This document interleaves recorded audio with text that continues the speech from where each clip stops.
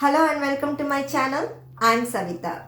After I started painting puja cabinets, I have also started receiving orders for custom paint cabinets that people were already using as their home temples. As I mentioned earlier in one of my videos that any cabinet can be converted into a puja mandir just by adding a gopuram and painting accordingly. I have already posted videos on this using a display cabinet and a nightstand, and if you'd like to watch those videos, I have added the links in the description box. So in today's video, you can see how I'm painting an entryway cabinet for a puja mandir. This is an entryway cabinet which was used as a home temple by the customer. It is not looking anywhere close to puja mandir, and hence the customer wants me to add the gopuram and paint it. I have started working on the gopuram first. If you are interested to learn how to make this gopuram, click the link in the description box. Once the gopuram is completed, I have started painting the cabinet. Since this is a custom order, I am going to paint this cabinet the way the customer has requested, which is in the color combination of dark brown and dark green. The customer has also picked the motifs in yellow and white with a golden touch. The customer has requested only the outside of the cabinet to be painted and the inside to be left as is.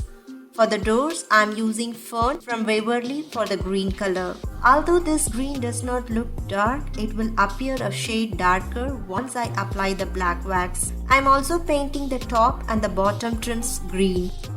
For painting the legs, sides and top, I am using Java from Folkart for the dark brown color.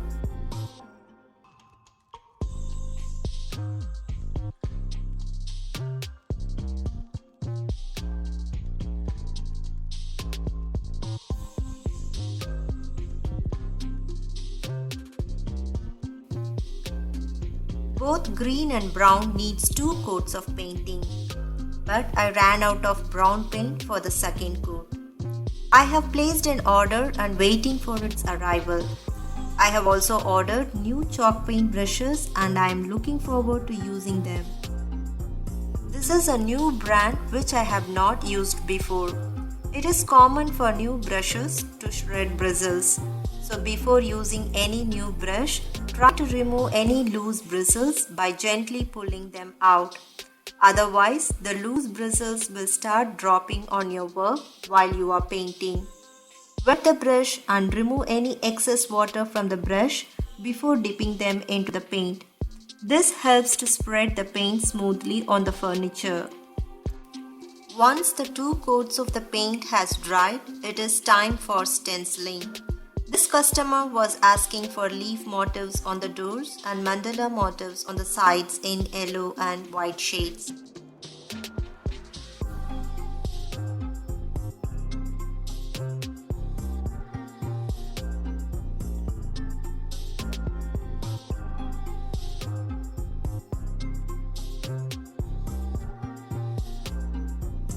I'm also adding some borders.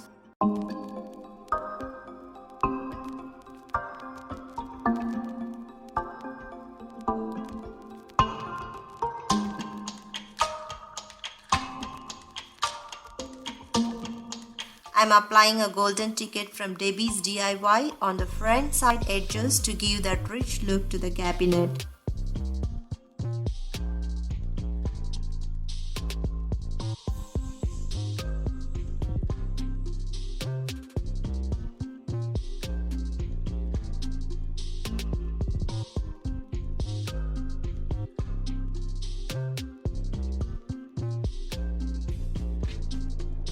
I'm completing the gopuram by painting it brown, green and gold. I will attach the finials after spray painting them with gold.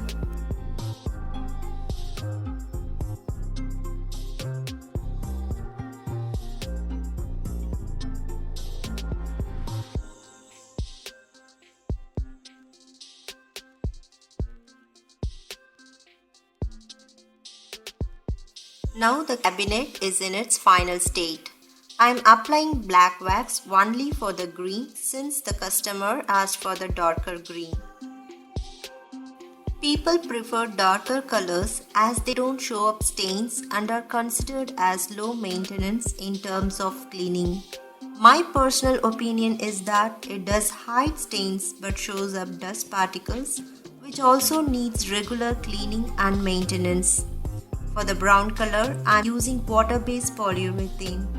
But if you want a chalky finish, I recommend you to use clear wax as a finishing coat.